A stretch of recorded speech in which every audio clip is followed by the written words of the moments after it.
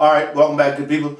On this video, I'm going to talk about the 15 most common hobbies for the rich, for the wealthy, the really people with the money. You know anybody like that has a whole lot of money? What's a whole lot of money to you? $1 million? No, that's not a whole lot of money. What about 10 million? Nope, that's not a whole lot of money either. When I say a whole lot of money, I'm talking about the super rich. What are the super rich? These are billionaires with a B. Yeah, they exist.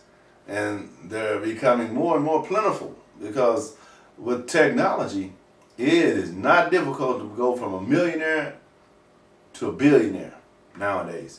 Actually, people have gone from zero to a billionaire in one generation nowadays. It's very doable. Mark Zuckerberg of Facebook, Elon Musk of Tesla, Jeff Bezos of Amazon.com, and the list goes on, right? And the beauty of it is you don't even have to be a billionaire. You know, $1 million used to be a lot of money. It's not a lot of money anymore. You know, and if you can't manage money, you can get $1 million today and be broke next week. Yeah, you can do it. Because if you manage money badly, it will tell very quickly. You'll be able to see that. Your money will go down so quick, it'll be like you never had it. But you'll have some things, but those things will probably be what's called liabilities instead of assets. Because normally people that are not familiar with money don't buy assets, they buy liabilities. You know, things that cost money instead of things that make money. And there's a difference. Actually, it's like night and day. So understand that, you know, there are some things that you'll want to learn along your journey about money as you decide to grow your business. But getting back to the 15 most common hobbies of the rich, the number one, I'm going to tell you in the end. So I'm going to tell you what the number 15 thing, according to this survey I took,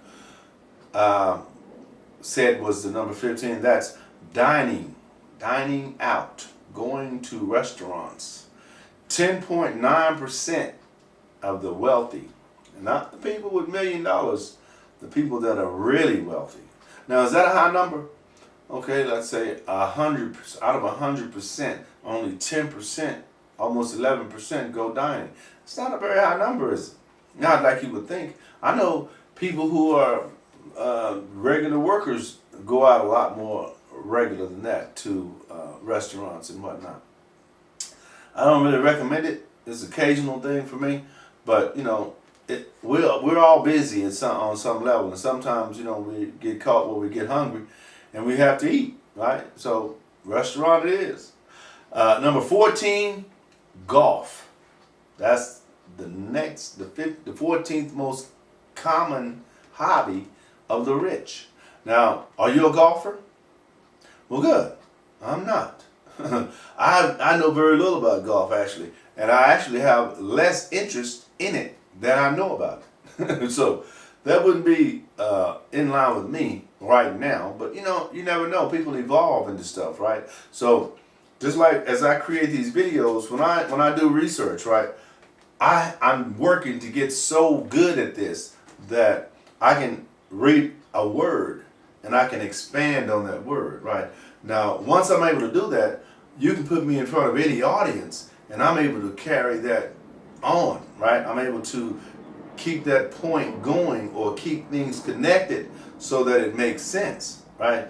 And then by doing that, I'm able to get paid for that, right? So all I have to do is put together PowerPoint presentations that allow people to get the visual, and then I'll talk a little bit about what they see and what they read, right? Now, doing that seems amateur, right?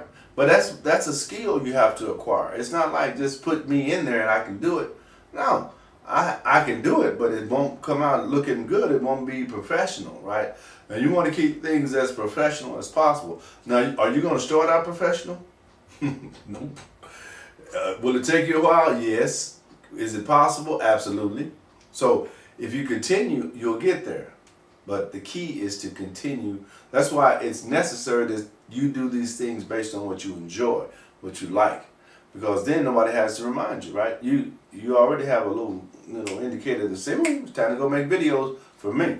Because this is what I do. I do videos for money. Not like I'm making this video and you give me money, but I create content that helps people understand how to set up the foundation of their business so that when they start to do it, then they have a guideline or reference to to bounce things off, right? Because a lot of times when you going down that journey or going down that long path by yourself and you don't really have anybody that that's in your circle that you can trust, then you have to trust people like me that you don't know, but you're willing to give me a chance to show you some things that I know, right? All right, the 13th hobby are cultural events. Well, let me get back to that golf. On that golf, it was 11%, and cultural events 12.1%. In other words, 15 of the most common hobbies of the rich are cultural events, and that makes a lot of sense because you have quite a bit of time and you want to expand who you are, and there's not a better way than to put yourself in that environment to kind of feel it, the music that's going on, the smells, the atmosphere, all that, changes based on where you are, So wherever you are, if you've never been to that place and you get a chance to go, you take away something that you can't read and get, right? You have to actually experience it. And that's a good thing. After that comes number 12 is reading. 12.3% of the most wealthiest people, one of their hobbies is reading. And that's a pretty good number when you think about when you have acquired that type of wealth, you've read a lot, right? So you're not really reading so much to gain anymore. You're reading basically to maintain and to stay informed, kind of be updated on things, right? Because things change and you need to be informed about that. Number 11, football or soccer, depending on where you are. And that's 13.1%. Again, sports, right? When you are a male, that's probably something that's going to be higher on your list of things to watch at some point. Now, number 10, collectibles. That's 14.1%. In other words, they collect something, whether it be antiques or whether it be pictures or artwork, whatever that is for the individual, because now you have the resources to get what you want, right? If you always wanted to own a Michelangelo painting or some type of car or some type of exhibit, then you have the resources to do that, and you can be, particular about, making sure everything is correct with it. Consequently, number 9 is automobiles, 14.5. Now, ask yourself this question, men and maybe women.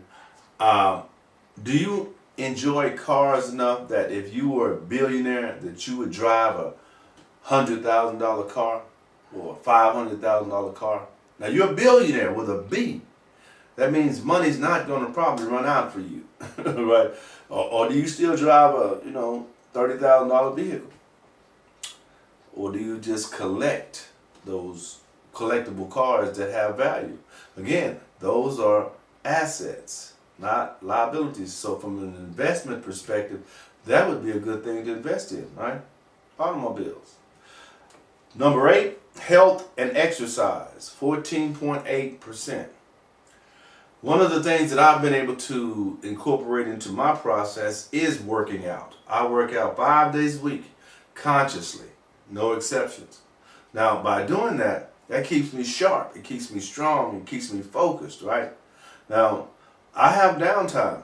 I just take time off, but when I'm working and when I'm doing what I do, I'm committed to that. I'm result driven and I want results. I don't stop until I get results, and I don't want to have to do things over and over. I want to get it done the first time, and I want to be consistent with it, and I want it to be professional, right? So I have to put things in place so that they work like that, right? As quickly and as simply as possible, because I do large numbers. 200 videos in 365 days is a lot of content. That's a lot of back and forth of studying, actually in front of the camera, uploading, da da da da da, and the list goes on, right? But if I commit to it, then I'm gonna do everything within my powers to get it done. Number 7, boating, 14.9. Now, I know a lot of people love boats. I'm not really a boat person per se. I think I would be okay in the water as far as like every now and then. I wouldn't like going out every weekend or every month or nothing like that. I'm not Aquarius where I love water or something like that. But you know, I could see myself out there in the warm sun with the beautiful atmosphere and everything. That would be okay for me occasionally. Right, but some people can go every week, right? Every month, they don't have a problem. Number 6, wines and spirits, liquor, right? You know, wines always fascinate me because people, both men and women, love different types of wines. I'm not really a wine drinker. There are some wines that I can palate, or I can deal with, but I prefer more of a liquor. I'm more of a liquor drinker. Not like a lot of liquor, but I like liquor opposed to wines. And I don't drink beer at all, but I drank beer before. But, you know, I was able to give that up because, you know, that kind of puts the stomach on guys, right? I don't want that. Number 5, politics. 22.2% of people who have money paying attention to politics is one of their hobbies. And I think right now is a good time to pay attention to politics because there's some madness going on in the Oval Office, right? And I'm going to leave that at that. Number 4, fashion and style. Now that's where I like. That's one of the areas that I'm going to gravitate to. When I walk in that library, that's the area I like to see, right, before I leave, because I'm interested in that, right? That's one of the ways you can identify what you like, right? When I go shopping for clothes, I like to look at magazines before I go to, you know, kind of see what I like, what I would like me in, right? And I have what I call a selective eye for certain things that work with me, right? Because I know how I like to look. And sometimes I'll deviate because I want to see what I look in that, but for the most part, I'm pretty consistent with what I do. And I like that look for me. Number 3, we're getting down to number 1. Number 3, art. That's right. We talked about that earlier. 28.7% of people with money, the 15 most common hobbies of the rich. Art, buying art. You know why? Art is an asset. The value goes up, and they want to keep their money going up, right? Smart, smart, smart. Number 2, travel. Yep, we all love to travel, right? 31% of the wealthy. That's a lot. That's quite a bit of traveling, right? You're doing, you know, every couple of days, every couple of months, every couple of weeks, however you have your system set up. If you have money, you travel quite a bit because it's what you can do. It's what you want to do, right? You want to see places you've never been. You want to do things you've never done. And you have the resources to do that. Now, the final most common hobby of the wealthy, philanthropy. That's right. What is that? That's giving back. 56.3% of the wealthy give back. They're philanthropic. So the moral of that is, with all that you do, in the end, you still want to give back. You don't want to do all that and don't give back, right? Because that's major. That's why 56.3% of people with money do that.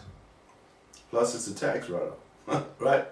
All right. Hope you liked that video. That would probably went a little long, but I wanted to get all those in. I really do appreciate you guys watching these videos, and this is a journey for me. This is something that's going to be rewarding at the end. It's actually rewarding throughout the whole process for me because it's a growing experience, and I'm able to share who I am with you guys, and I'm able to see you, right? But you gotta respond. You gotta let me know you're there. You gotta like this channel. You gotta like this video, or you know the drill, right? All right, speaklarry.com.